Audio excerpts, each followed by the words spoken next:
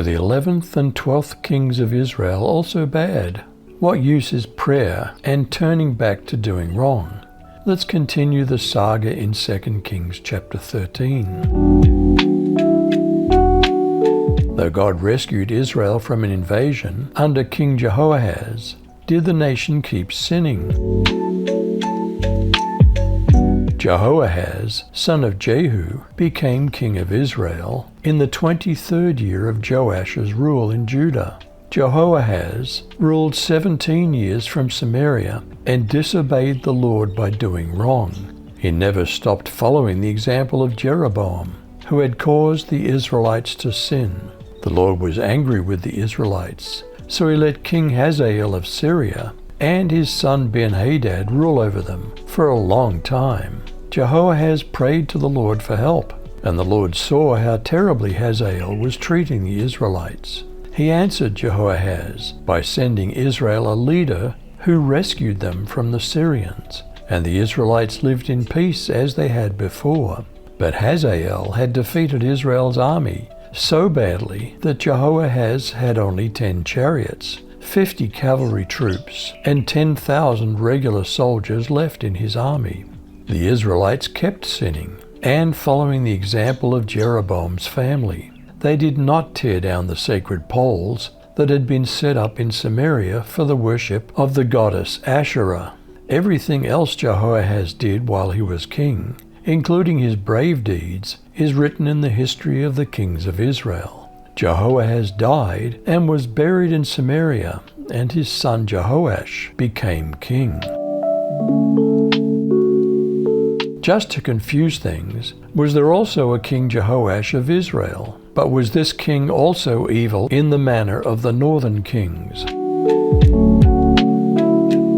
In the 37th year of Joash, or Jehoash, king of Judah, Jehoash, the son of Jehoahaz, began to reign over Israel in Samaria, and he reigned 16 years. He also did what was evil in the sight of the Lord. He did not depart from all the sins of Jeroboam, the son of Nebat, which he made Israel to sin, but he walked in them. Now the rest of the acts of Joash, and all that he did, and the might with which he fought against Amaziah, king of Judah, aren't they written in the book of the Chronicles of the kings of Israel? So Joash slept with his fathers, and Jeroboam sat on his throne, and Joash was buried in Samaria with the kings of Israel. As Elisha was dying, what was his final prophecy to King Jehoash of Israel?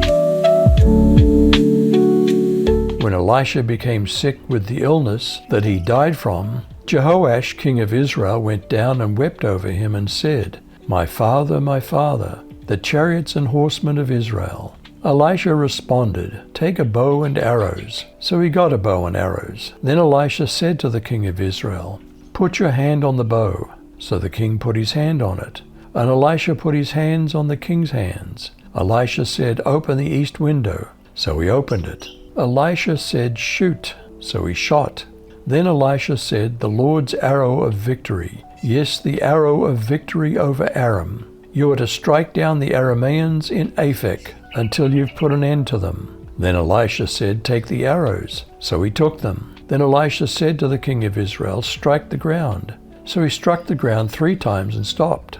The man of God was angry with him and said, "You should have struck the ground 5 or 6 times. Then you would have struck down Aram until you had put an end to them. But now you will only strike down Aram 3 times. Then Elisha died and was buried.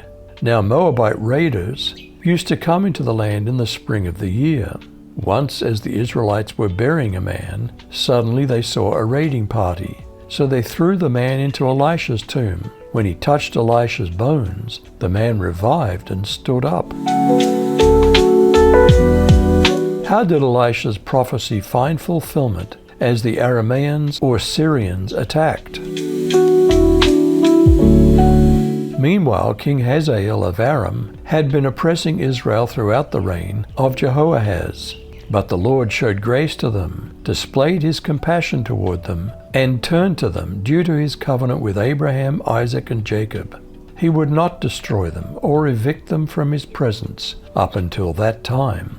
After King Hazael of Aram died, his son Ben-Hadad replaced him as king. At that time, Jehoahaz's son Jehoash recaptured from Hazael's son Ben-Hadad the cities that Hazael had captured through warfare from the control of Jehoahaz, Jehoash's father. Joash defeated and recovered cities of Israel from Ben-Hadad 3 times. What can we learn from a nation that prays to God, is delivered, but turns right back to sin?